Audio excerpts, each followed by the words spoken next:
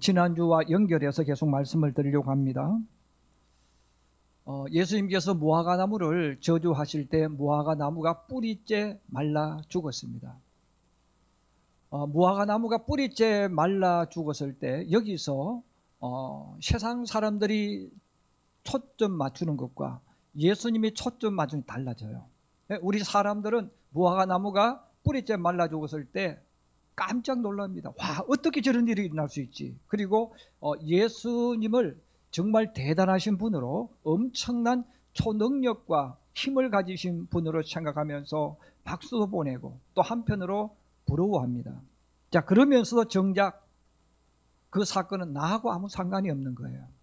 그냥 저분 훌륭한 분이야, 대단한 분이야, 엄청난 능력을 가진 분이야, 어떻게 이렇게 일어났지 하고 놀라지만 그게 나하고는 아무런 상관이 없습니다. 그 이유는 우리 사람들은 표적과 기적 자체에 초점을 맞추기 때문에 그렇습니다.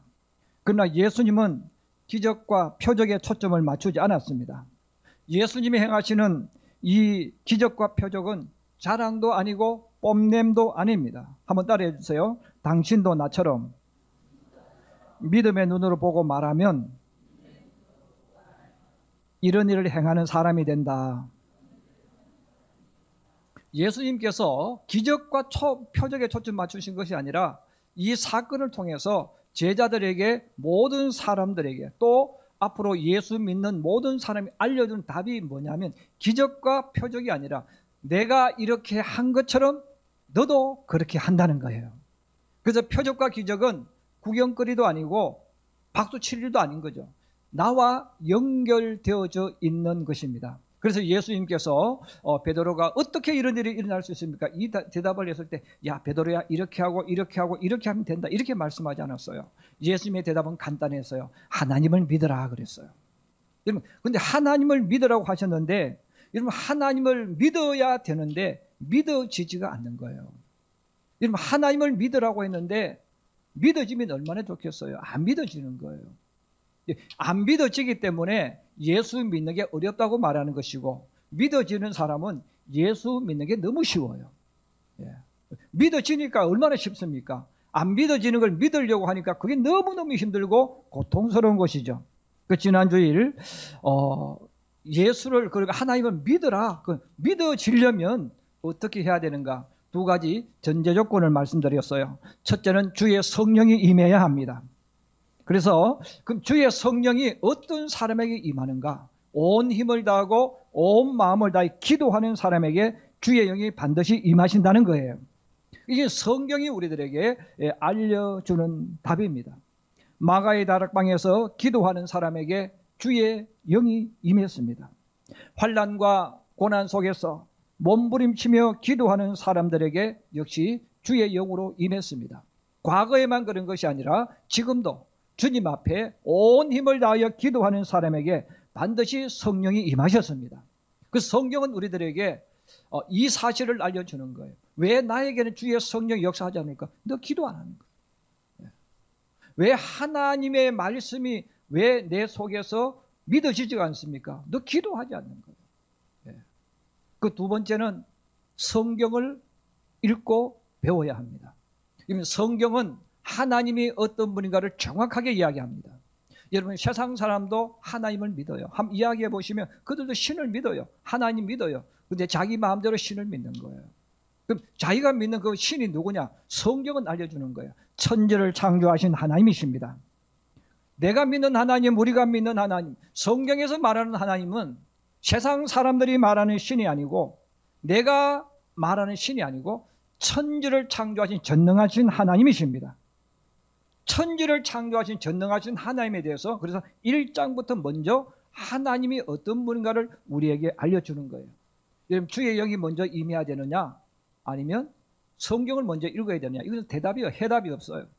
성경 먼저 읽어도 되고 기도 먼저 해도 돼요. 그런데 성경 모르는데 기도할 리는 없지 않습니까?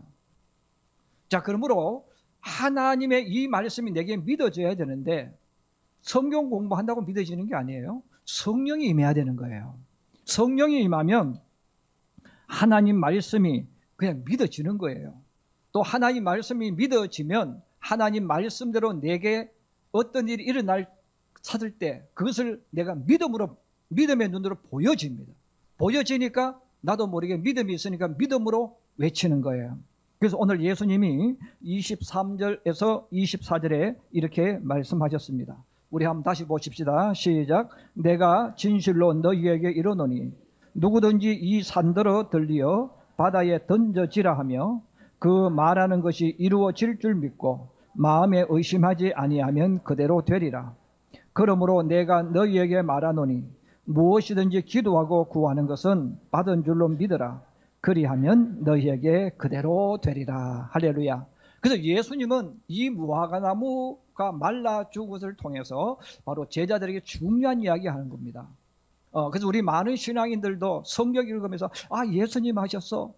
와, 다니엘 사자굴 속에 살아남았대. 하나님 구해주셨대. 그냥 이야기만 하는 거예요.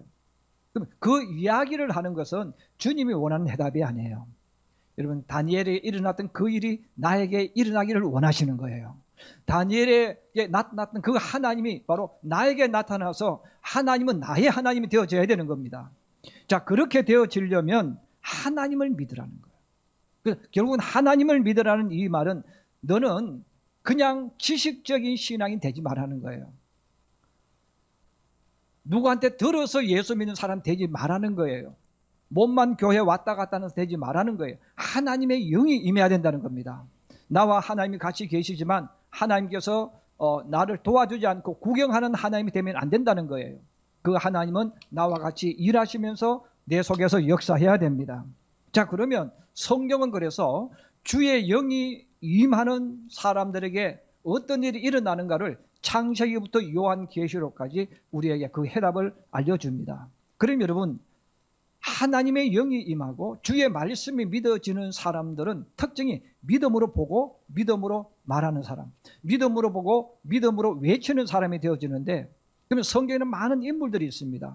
저는 오늘 여러분들이 가장 잘 아는 두 사람의 인물을 말하려고 합니다. 첫 번째입니다. 같이 한번 보십시다. 시작. 믿음으로 보고 믿음으로 외치는 사도 바울. 믿음으로 보고 믿음으로 외치는 사도 바울. 우리는 이미 사도 바울이라고 이야기하면 선입견이 딱 들어있어요. 나중에 사도 바울을 생각하는 거예요. 그런데 성경은 나중의 사도 바울보다는 주님을 만나기 이전에 사도 바울에 대해서 계속해서 알려줍니다. 사도 바울의 원래 이름은 사울이죠. 우리는 바울이라는 이름을 쓰지만 바울의 원래 이름은 사울입니다. 여러분, 사울이라는 이 이름은 잘났다 하는 뜻, 큰 자, 나는 다른 사람보다 더 위대한 자, 더 높은 자, 이런 뜻이 사울입니다. 또 그는 바리새파에 속해 있었기 때문에 신앙인으로서 어떤 신앙인이면 지식적인 율법주의자입니다. 또 헬라적인 율법주의자입니다. 여러분, 헬라라는 이 단어는 철학에 대해서 말하는데, 철학을 오늘날로 표현하면 인문학입니다. 국어, 철학, 과학, 이런 법학, 이런 것들을 우리가 이야기할 때 인문학이라고 하잖아요.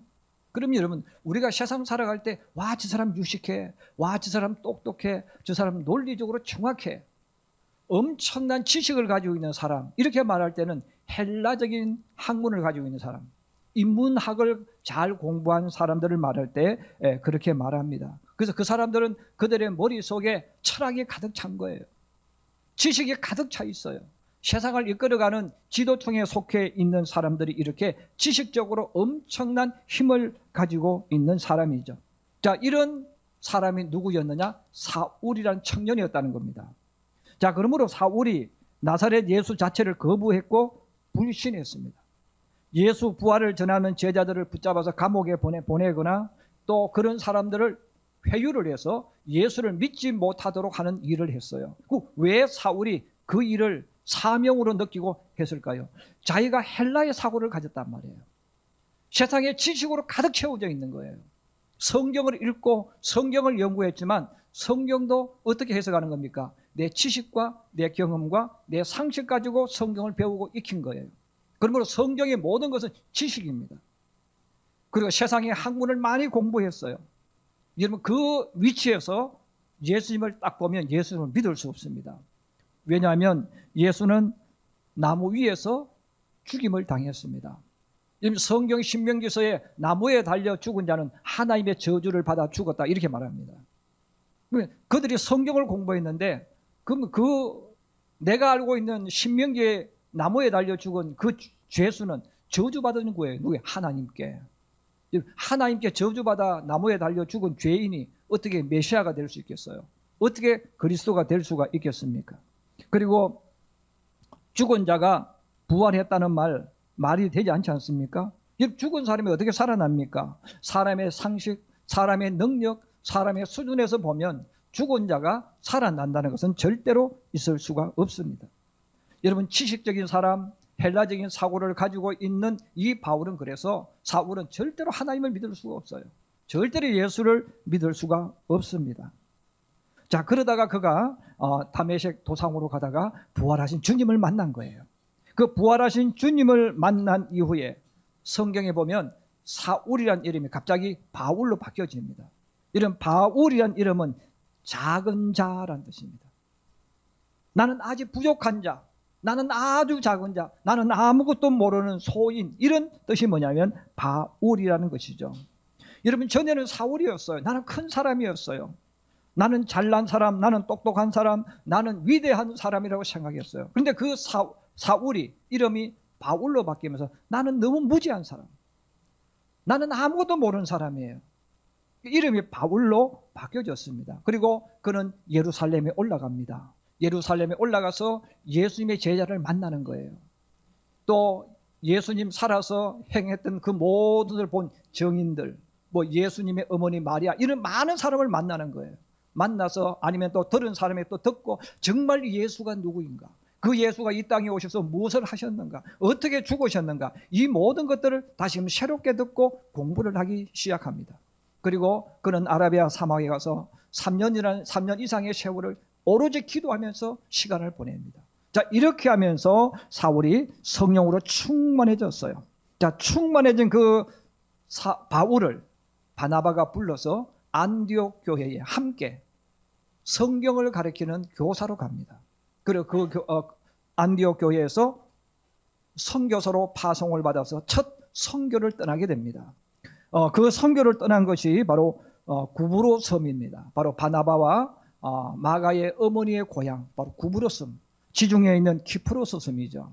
바로 그곳에 가서 하나님 말씀을 전했는데, 그 총독 서기오 바울이라는 총독이 있었는데 가서 열심히 복음을 전했어요. 자, 열심히 복음을 전했는데 이 서기오 바울 옆에 누가 있었냐면 바예수, 가짜 예수, 바예수라는 마술사가 옆에 있으면서 방해를 자꾸 하는 거예요.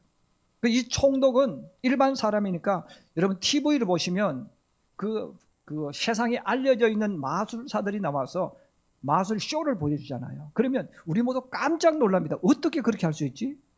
이런 들어간 사람이 사라져 버리고, 또 사람 그 속으로 칼이 들어가기도 하고, 그 멀쩡하잖아요. 이제 이런 것을 보면 원리를 모르는 사람들은 깜짝 놀라면서 소름이 끼칠 정도로 무섭습니다. 자, 이런 것을 이 마술사가 한 거예요. 근데 총독이 이 사람이 말하면 끌려다닙니다. 왜? 어떻게 이렇게 할 수 있느냐 이거예요. 자, 그래서 이 바울이 열심히 복음을 전하면 이 바예수가 자기 수하에 잡고 있던 총독이 예수를 믿으면 안 되니까 계속 방해를 하는 거예요. 예수를 믿지 못하도록 자꾸 이상한 말을 하고 이렇게 했습니다. 자, 그때에 바울이 성령으로 충만해가지고 그 바예수를 딱 쳐다봤어요. 보았을 때, 이것은 성령이 역사하는 게 아니고 마귀가 역사하는 거예요. 자, 마귀가 역사하니까 그것을 빨리 깨달은 바울이 그 바예수를 보고 외쳐버리는 거예요. 사도행전 13장 9절에서 12절입니다. 우리 한번 같이 보십시다. 시작. 바울이라고 하는 사울이 성령으로 충만하여 그를 주목하고 이르되, 모든 거짓과 악행이 가득한 자여, 마귀의 자식이여, 모든 의의 원수여, 주의 바른 길을 굽게 하기를 그치지 아니하겠느냐. 보라, 이제 주의 손이 내 위에 있으니 내가 맹인이 되어 얼마 동안 해를 보지 못하리라 하니, 즉시 안개와 어둠이 그를 덮어 인도할 사람을 두루 구하는지라. 이에 총독이 그렇게 된 것을 보고 믿으며 주의 가르치심을 놀랍게 여기니라. 아멘. 이 섬에 오기 전까지 사도 바울은 기적을 베풀지 못했습니다. 사도 바울이 성경에 보시면 이 사건 이전까지는 사도 바울이 주님의 이름으로 기적을 행한 적이 없어요. 귀신을 쫓아낸 적이 없어요. 왜 그랬습니까? 그 전에 사도 바울의 모습이 있었잖아요. 지식적인 사람이에요. 헬라적인 사람이에요. 이미 내가 고치는 능력이 없음을 압니다. 아는 사람이 여러분 이야기할 수 있겠어요? 여러분 지식을 가지고 있는 사람이 지식과 다른데 외칠 수 있겠습니까? 못하는 거죠. 그래서 바울이 지금까지 못한 거예요. 또 안 한 거예요. 왜? 그런 믿음 자체가 없었단 말이에요. 근데 성령이 충만해서 그 바 예수를 딱 쳐다봤어요. 예. 쳐다보는 그 순간에 서로 눈이 마주쳤겠죠. 그때 성령이 바울로 하여금 믿음으로 보고 외치게 만들어주는 거예요. 이것은 그 마귀의 역사라 이거예요. 그러니까 그 바 예수를 보고 이 악한 원수라고 꾸지람합니다. 그리고 더 나아가서 지금 여기에 누가 계신다는 겁니까? 하나님이 계신다는 거예요. 내 눈에 보이지 않지만, 우리 눈에 보이지 않지만 하나님이 나와 동행하시면 믿어지는 거예요. 믿어지니까 뭐라고 이야기합니까? 보라, 이제 주의 손이 너의 위에 있다. 지금 하나님의 손이 너 위에 있다는 거예요. 하나님의 손이 너 위에 있기 때문에 내가 맹인이 되어서 얼마동안 해를 보지 못할 거다. 너 이제 장님이 되어져서 아무것도 보지 못할 거야. 아무것도 하지 못할 거야 하고 사도 바울이 믿음으로 외쳐버린 겁니다. 그런데 성경은 놀랍게 이야기합니다. 바울이 그렇게 외쳤을 때 그 믿음대로 그 말한 대로 되어졌다는 거예요. 자, 이 엄청난 사건을 보고 총독 서기오 바울이 예수를 영접했다는 것입니다. 이런 바울이 이 구브로 섬에서 믿음으로 외치는 이 사건이 바울에게 엄청난 전환점이 되어져요. 그동안 사도 바울은 이런 일이 없었어요. 그런데 이제 한번 경험했어요. 아, 하나님이 나와 함께 하시는구나. 그리고 내가 믿음으로 외칠 때 하나님이 역사하시는구나. 이걸 경험했기 때문에 사도행전 13장 이후에 사도 바울이 선교를 떠날 때 때로는 귀신 들린 사람이 방해를 해요. 그럴 때 또 사도 또 외치는 거예요. 이 악한 귀신아, 그 사람이 나올지어다. 이걸 외칠 때 어떤 일이 납니까? 외친 그대로 귀신이 나가요. 역사가 막 일어나는 거예요. 바로 이 사건이 사도 바울의 인생 전체를 바꾸게 되어지고 하나님의 놀라운 역사를 나타내는 주님의 증인으로 살아가게 되어졌다는 거예요.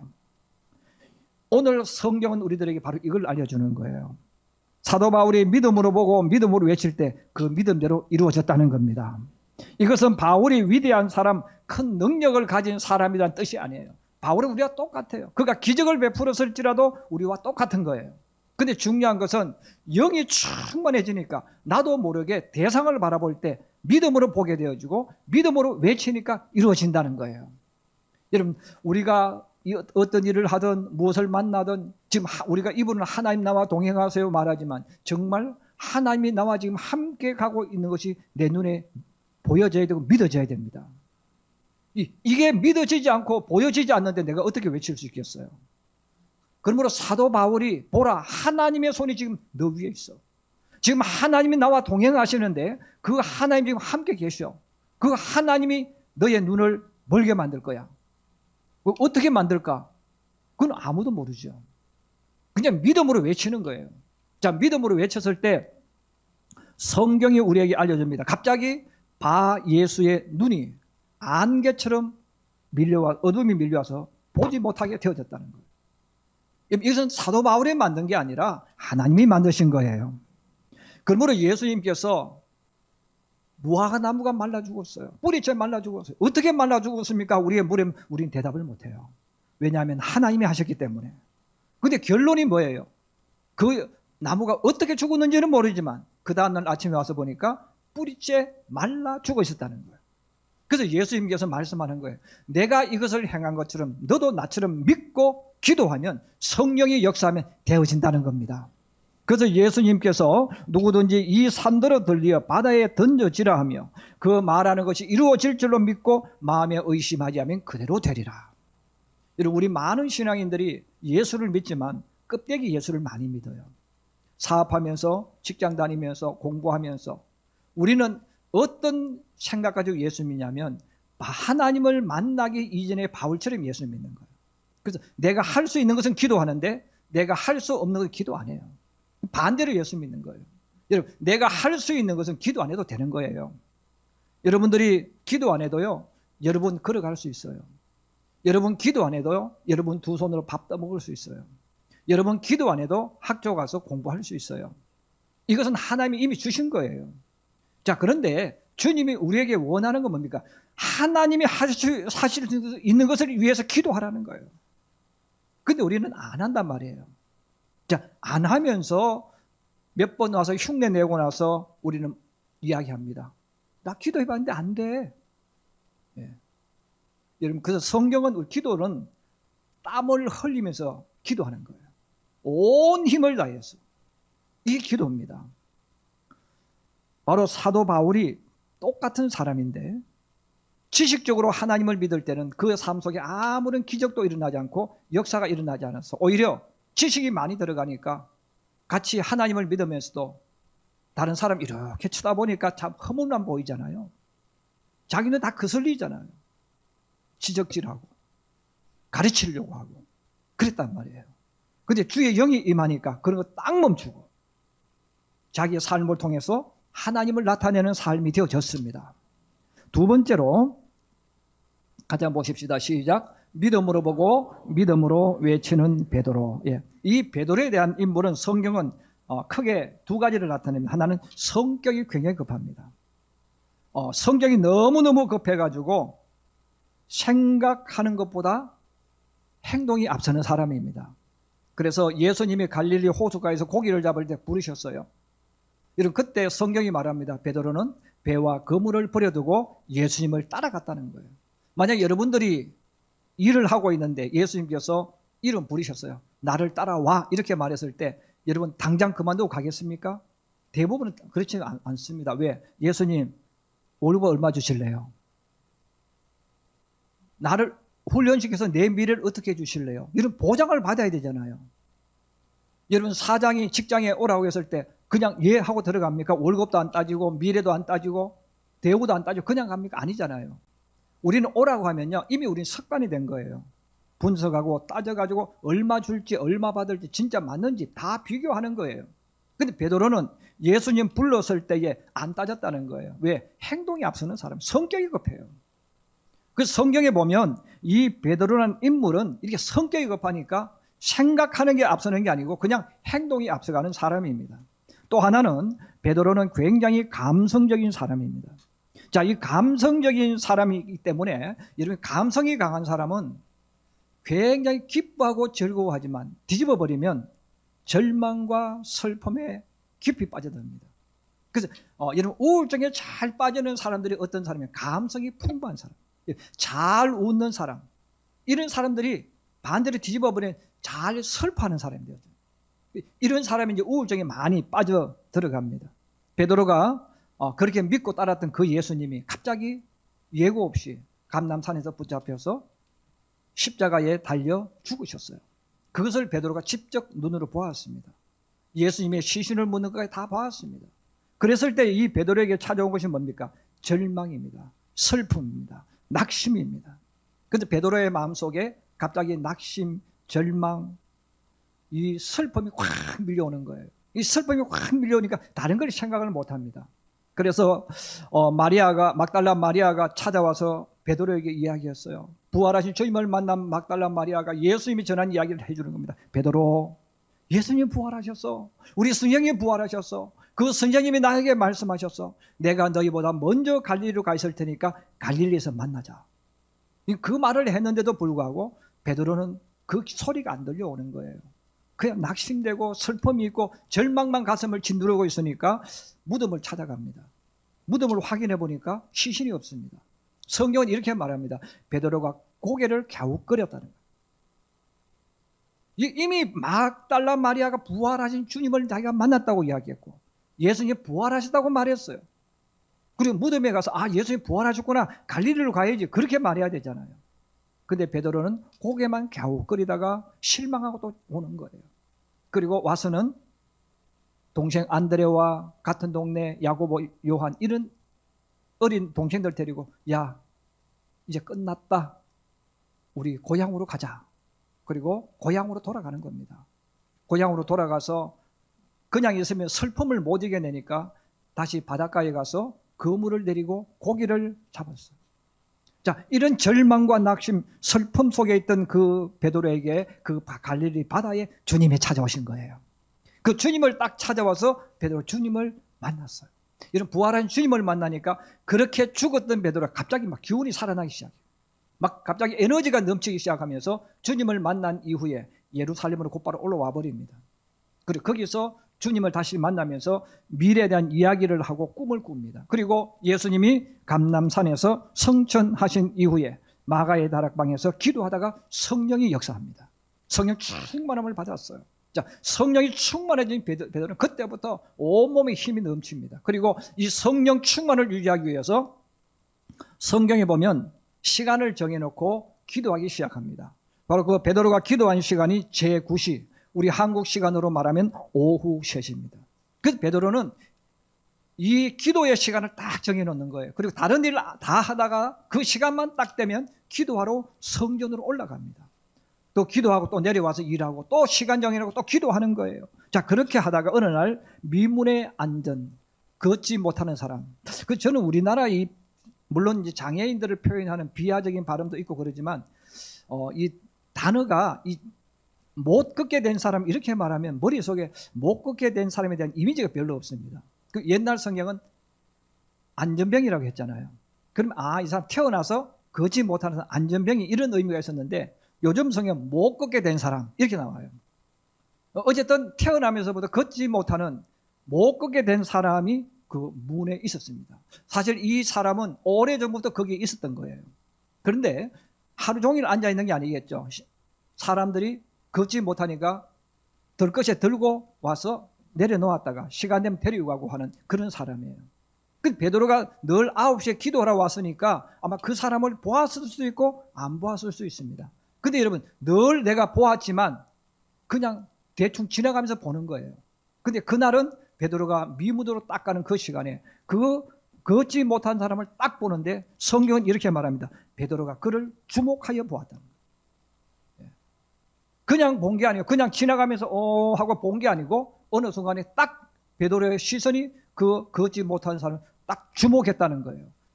여러분, 주목했다는 건 내 마음이 그리로 갔다는 거예요. 내 관심이 그리로 갔다는 거예요. 그 베드로가 그 걷지 못하는 사람을 딱 보면서 말합니다. 우리를 보라. 그랬어요. 여러분, 돈 구걸하는 사람들을 보시면 저도 가끔, 지금은 아니지만 서울 지하철에 가면 옛날에 돈 구걸하는 사람 있잖아요. 여러분, 그 구걸하는 사람들 눈동자를 보면 저를 쳐다보지 않아요. 땅을 쳐다보고 있어요. 여러분, 지나가는 사람들 쳐다보고 구경하는 거지 보신 적 있습니까? 없습니다. 다 아래 숙이고 있습니다. 근데 베드로가 우리를 보라 이렇게 말하니까 그 거지도 눈을 들고 갑자기 베드로를 쳐다봤다는 거예요. 그때 두 사람의 시선이 딱 마주쳤어요. 자, 두 사람의 시선이 딱 마주쳤을 때 베드로가 그를 보고 이야기를 합니다. 사도행전 3장 6절에서 8절입니다. 우리 한번 같이 보십시다. 시작. 베드로가 이르되 은과 금은 내게 없거니와 내게 있는 이것을 내게 주노니 나사렛 예수 그리스도의 이름으로 일어나 걸어라 하고 오른손을 잡아 일으키니 발과 발목이 곧 힘을 얻고 뛰어서서 걸으며 그들과 함께 성전으로 들어가면서 걷기도 하고 뛰기도 하며 하나님을 찬송하니. 할렐루야. 여러분, 베드로가 만약에 분석하고 따지는 사람이었다면 내가 이렇게 말하면 어떻게 일어날까를 아마 생각했을 거예요. 근데 믿음으로 보고 외쳤기 때문에 어떻게 하는지 자기도 몰라요. 여러분, 하나님께서 그를 어떻게 일으킬지는 베드로는 모르는 거예요. 근데 믿음이 들어오니까 자기도 모르게 외쳤던 겁니까? 은과 금은 나 없다. 그러나 내가 가지고 있는 것 예수 그리스도의 이름, 예수 그리스도의 이름으로 내가 너에게 명령하니 일어나 걸어라. 그리고 자기도 모르게 손을 딱 내밀었어요. 거지는 돈 주는 줄 알고 손을 내밀었어요. 근데 베드로가 손을 딱 잡고 성경이 말하면 잡아당겼다는 거예요. 일어나라고. 여러분, 베드로가 나면서부터 걷지 못하는 사람에게 내가 손을 잡고 당긴다고 해서 일어난다는 건 믿지 않는 사람입니다. 그런데 성령이 역사하니까 그걸 계산하는 게 아니에요. 그냥 손을 잡고 당겼다는 거예요. 당길 때 하나님이 일하기 시작했어요. 발목에 힘이 생겼어요. 근육에 힘이 생겼어요. 그 사람도 모르게 벌떡 일어나서 걷기도 하고 뛰기도 하면서 하나님을 찬송했다고 성경은 말하고 있습니다. 여러분, 이 사건도 역시 마찬가지입니다. 베드로가 처음 기적을 일으킨 날입니다. 베드로가 처음 이런 일을 경험한 거예요. 여러분, 예수님께서 제자들에게 뭐라고 이야기했어요? 너희도 나처럼 기도하고 하나님의 영이 임하면 너희도 나처럼 이런 일이 일어날 거야. 너희도 나처럼 이런 일을 할 수 있어. 예수님 말씀하셨잖아요. 여러분, 그 말씀대로 베드로가 성령이 충만해져서 믿음으로 보고 외칠 때 이 놀라운 역사가 일어났다는 거예요. 예수님이 말씀하신 산은 우리 한국 사람들이 늘 보는 산을 말하기도 하지만 예수님이 말씀하신 이 산이란 단어에는 무슨 뜻이 있냐면 불가능한 장벽, 안 된다고 생각하는 문제를 말합니다. 여러분, 산은 우리가 옮길 수 없어요. 산은 우리가 바꿀 수 없어요. 그런데 이것처럼 우리가 세상을 살아가다 보면 사람마다 내 힘으로 절대로 해결할 수 없는 인생의 장벽들이 있어요.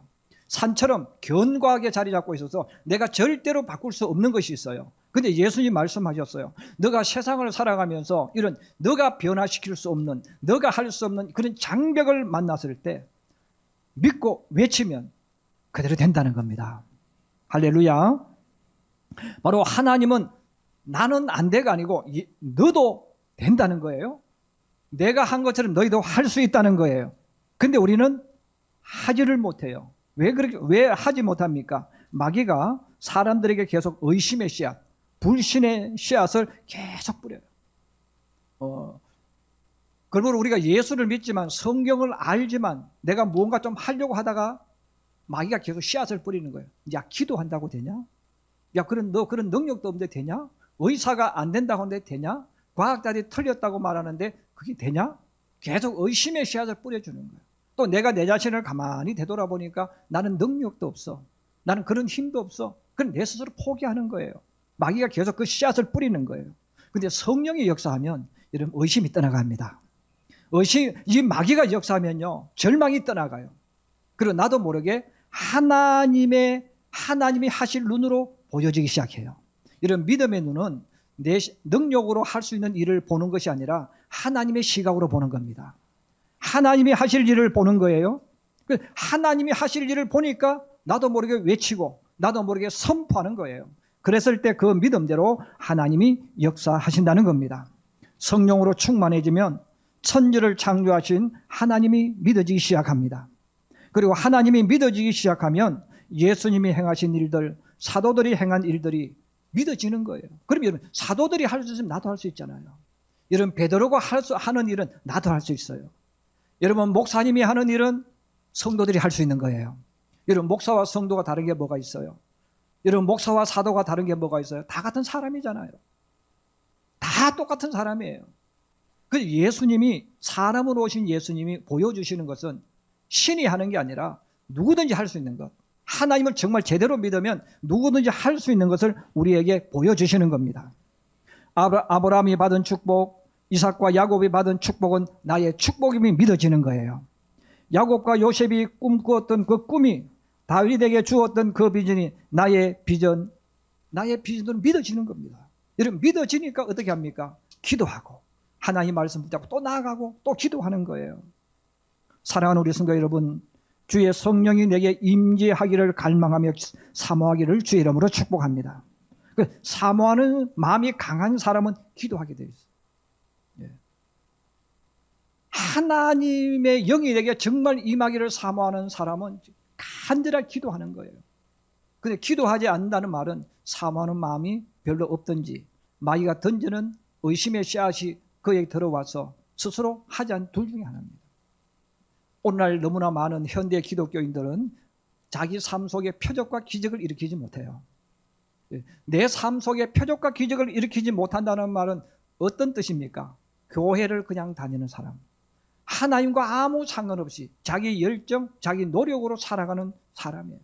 여러분, 내 능력과 내 노력으로 살아가면 절대로 주의 정이 될 수 없습니다.